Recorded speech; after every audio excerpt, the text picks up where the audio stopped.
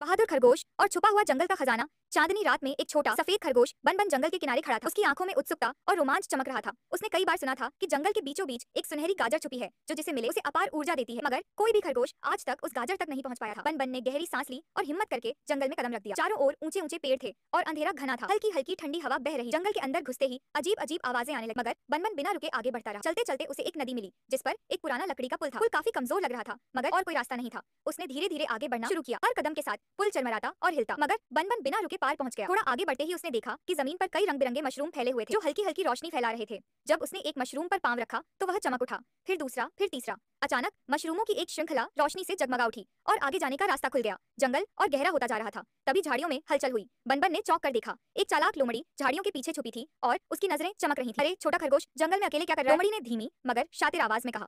बनबन को समझ आ गया कि यह लोमड़ी उसका रास्ता रोक सकती है। उसे कुछ सोचना होगा। तभी उसकी नजर पास ही पड़े एक चमकते हुए कंकड़ पर पड़ी। उसने झट से कंकड़ उठाया और दूर झाड़ियों में फेंक दिया। कंकड़ गिरते ही हल्की आवाज हुई और लोमड़ी चौंक कर उधर देखने लगी।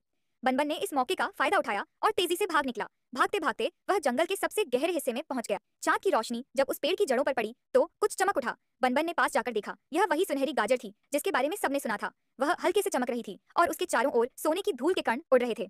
बनबन की आंखें चमक उठीं। उसने धीरे से गाजर उठाई और जैसे ही उसने उसे छुआ, उसके चारों ओर हल्की रोशनी फैल गई।